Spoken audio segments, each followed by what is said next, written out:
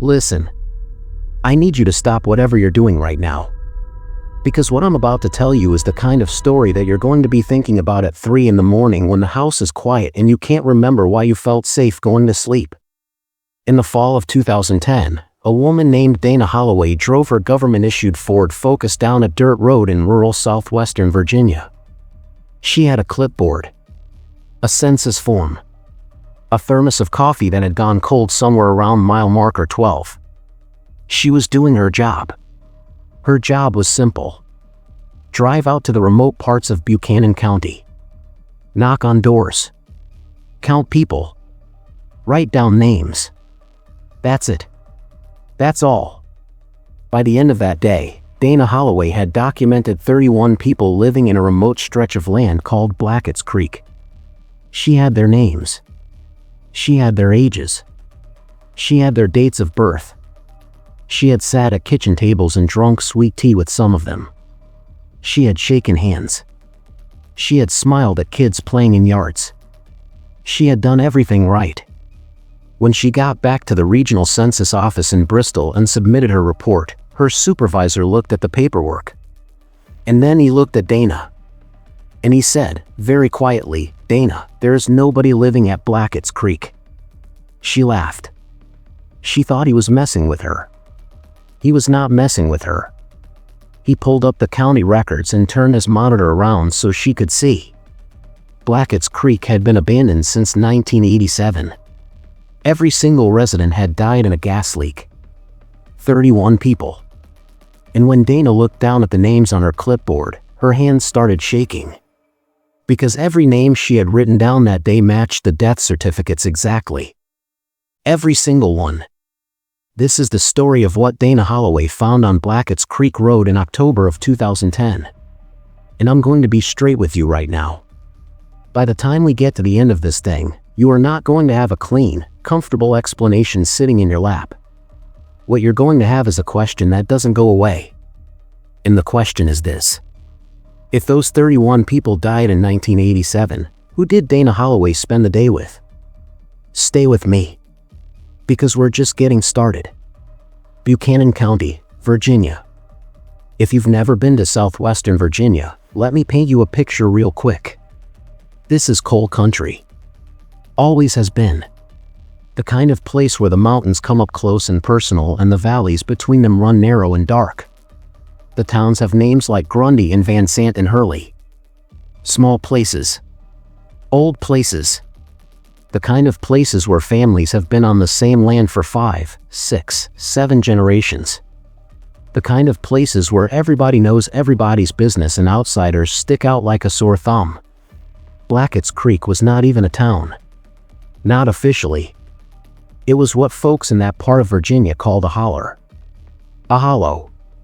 A stretch of land tucked up between two ridgelines where maybe a few dozen families had farmed and mined and generally gotten by since the early 1900s. No post office. No school. No church of its own. The people of Blackett's Creek drove into Grundy for groceries and church and anything else they needed from the wider world. By all accounts, it was a tight-knit little community. The kind of place where you left your door unlocked and your neighbors kept an eye on your kids and someone always showed up with a casserole when times got hard. By all accounts, they were good people. In the winter of 1987, they were all gone. Here is what the official record says about what happened at Blackett's Creek on the night of February 11, 1987. A natural gas line that ran beneath the holler developed a catastrophic leak. The gas, being heavier than air in those cold winter conditions, settled into the low-lying areas between the homes. It found its way into the structures. It accumulated. Nobody woke up. By the time anyone from the outside world noticed something was wrong, it was too late. 3 days later, a mail carrier named Ernest Webb who ran a rural delivery route noticed that he had not seen a single soul at Blackett's Creek in 72 hours. He stopped. He walked to the nearest house. He found what he found. He drove back to the highway and flagged down a passing car and told the driver to call 911. The official death toll was 31 people. Men, women, and children. The youngest was 4 months old. The oldest was 83. The county condemned the area. The structures were left standing for a while, then gradually fell into disrepair. The road in was eventually gated off. Not locked, just gated. A chain across a dirt road with a faded no trespassing sign. By 2010, 23 years had passed. The trees had started taking back what the people had left behind. And then Dana Holloway came to work one Monday morning, picked up her assignment sheet, and saw Blackett's Creek on her list. Dana Holloway was 34 years old in 2010. She had been working for the Census Bureau for 6 years. She was good at her job. Patient. Good with people. The kind of person who could knock on a stranger's door and have them talking like old friends inside of 5 minutes. She told her supervisor later that nothing about the morning felt strange. She drove out. She found the turnoff. She noticed the chain across the road, but it was not locked, so she moved it and drove through. She said the road was rough but passable. She said there were leaves down everywhere, it being mid-October, but the road itself was clearly a road.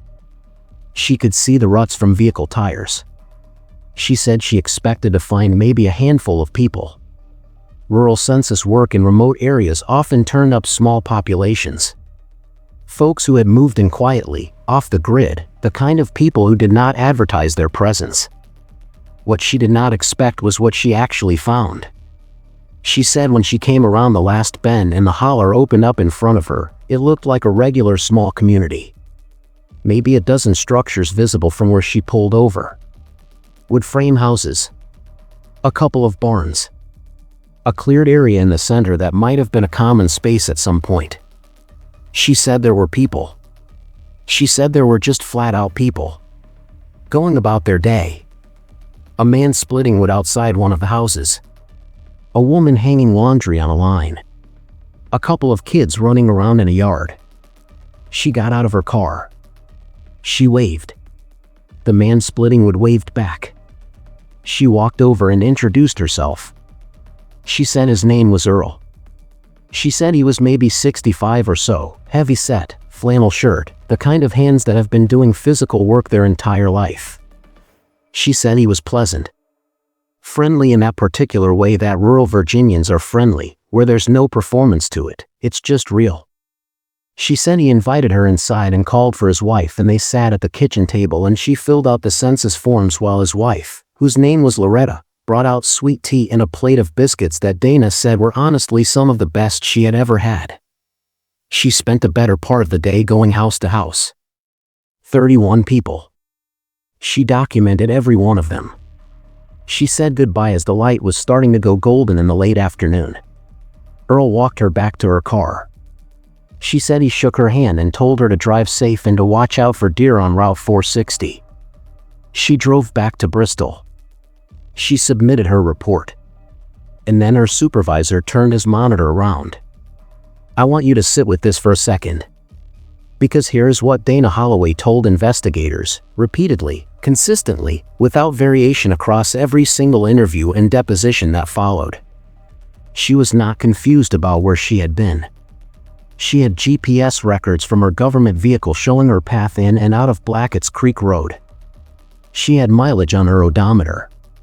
She had the sweet tea stain on the passenger seat of her Ford Focus where she had set her thermos down too fast. She had 31 completed census forms in her own handwriting.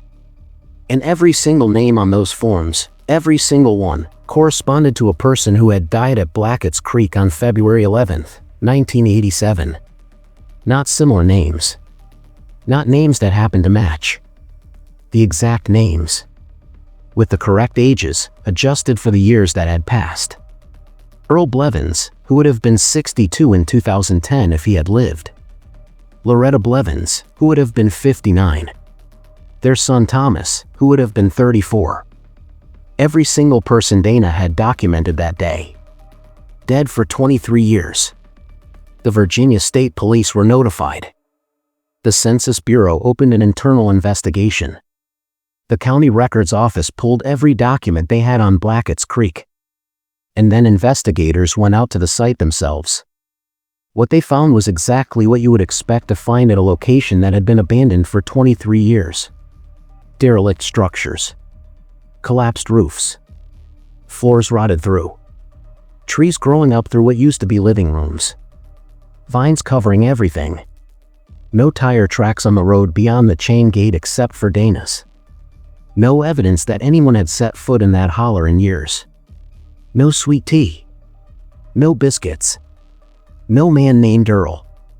Just the trees and the silence and the slow patient work of nature reclaiming what people had left behind. Now here's where the story splits into two roads. And I'm going to take you down both of them because I think you deserve the full picture. The first road is the official one. The one that investigators, psychologists, and the Census Bureau's internal review all eventually walked down together. The conclusion of the official investigation was that Dana Holloway had experienced what mental health professionals describe as a dissociative episode combined with confabulation. In plain English, they believe that Dana had unknowingly parked her car at the gate, spent several hours either sleeping or in some kind of dissociative state, and then, consciously or not, filled out the census forms using names she had somehow accessed from county death records during her research preparation. They pointed to the fact that census workers were given background documentation on their assigned areas before going out. Dana would have had access to historical population data for Buchanan County as part of her standard briefing packet. They said her GPS records, while showing her vehicle on Blackett's Creek Road, did not prove she had driven all the way in. They said the mileage discrepancy was within the margin of error for the vehicle's odometer. They said the sweet tea stain was from her own thermos. They said she had been under considerable personal stress at the time. She had recently gone through a difficult divorce. She was behind on bills. She had not been sleeping well. They said the human brain, under the right conditions, is capable of constructing experiences that feel completely real and completely did not happen. Dana Holloway was given a leave of absence. She received counseling. She never went back to work for the Census Bureau. That is the official road. Now let me take you down the other one. There are three things about the official explanation that have never sat right with the people who have looked closely at this case. The first one is the forms themselves.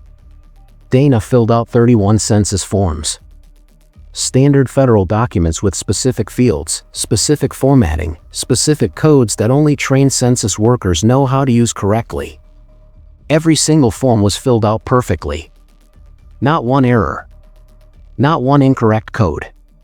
Not one field left blank that should have been completed. Forensic document examiners confirmed that every form was completed in a single continuous session.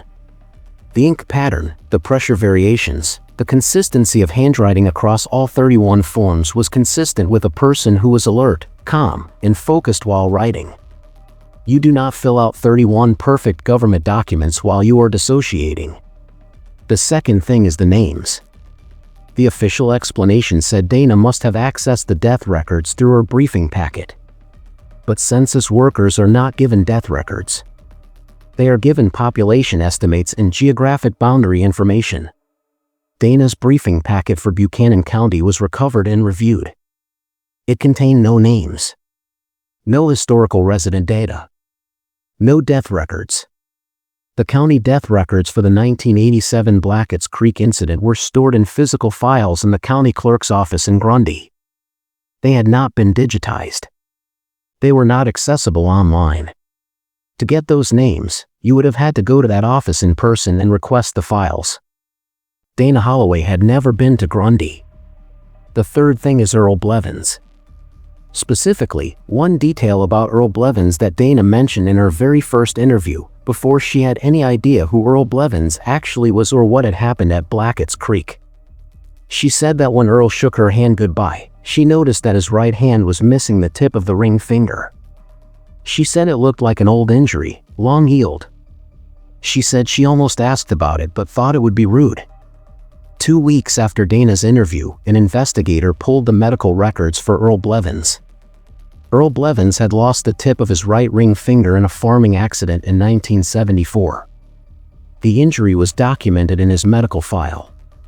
Dana Holloway could not have known that. There is no explanation in the official record for how she knew that. Not one. I want to tell you about a man named Dr. Raymond Okafor. He was a cultural anthropologist at the University of Virginia who spent 3 years studying documented cases of what he called residual community phenomena. Places where traumatic collective death events had occurred and where, in the years following, credible witnesses had reported seeing or interacting with apparent inhabitants who did not exist in the physical world. He was not a paranormal researcher. He was not interested in ghosts in the television sense. He was a scientist who had noticed a pattern and wanted to understand it. He interviewed Dana Holloway twice. Extensively. He reviewed all the documentation. He visited Blackett's Creek himself.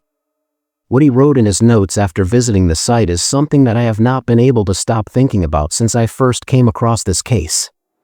He wrote, "The land here does not feel empty. I am aware that this is a subjective observation and carries no scientific weight. But I have visited many abandoned sites in the course of this research, and the quality of stillness at each location varies considerably. Some places feel genuinely empty. Blackett's Creek does not feel empty. It feels like a place that is waiting. I cannot say for what." He published a paper in 2013 in which he proposed, carefully and with considerable academic hedging, that certain locations where sudden collective trauma has occurred may retain what he called an imprint. Not a haunting in any supernatural sense. More like a groove worn into the physical or psychological landscape that, under specific conditions, certain individuals are capable of accessing. He was careful to say he was not claiming this was what happened to Dana Holloway. He was saying it was one framework that could not be ruled out. His paper was not widely read outside academic circles. But Dana Holloway read it. She called him. She said, "That's what it felt like.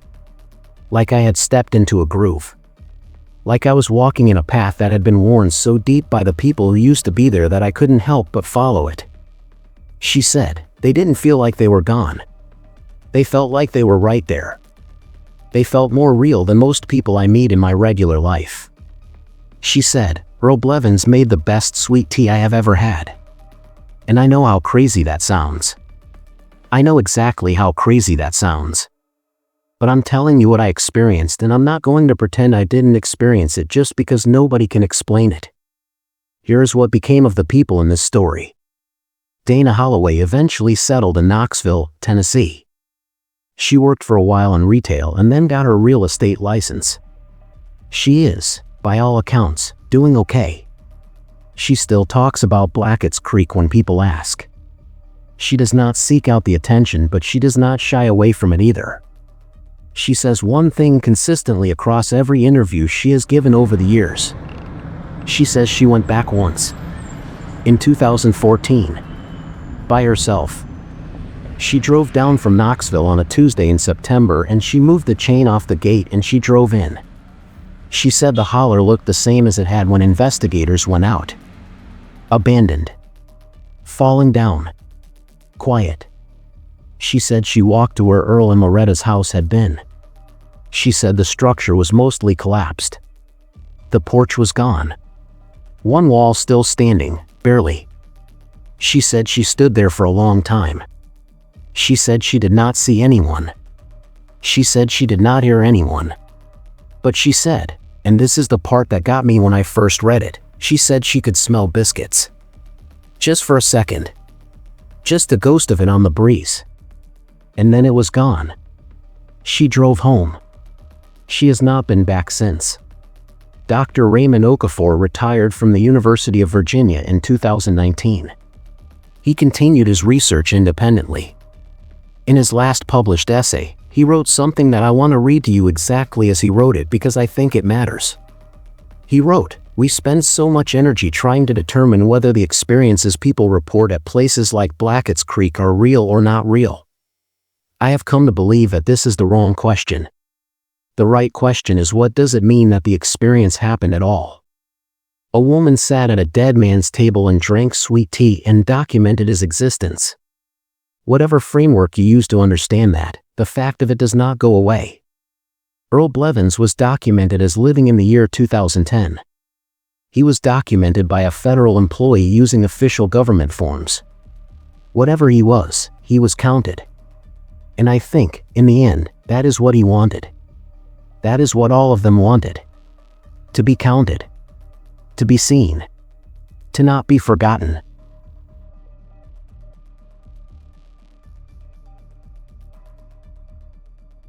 And I have thought about that a lot. Because here's the thing about Blackett's Creek that no one talks about.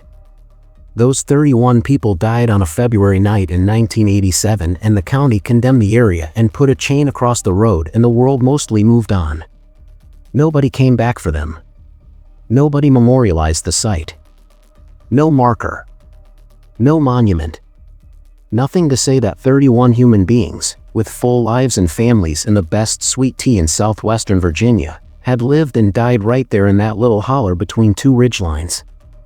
Until Dana Holloway came along with her clipboard and her census forms and her cold thermos of coffee. And she counted them. Every single one. Maybe that's the whole story right there.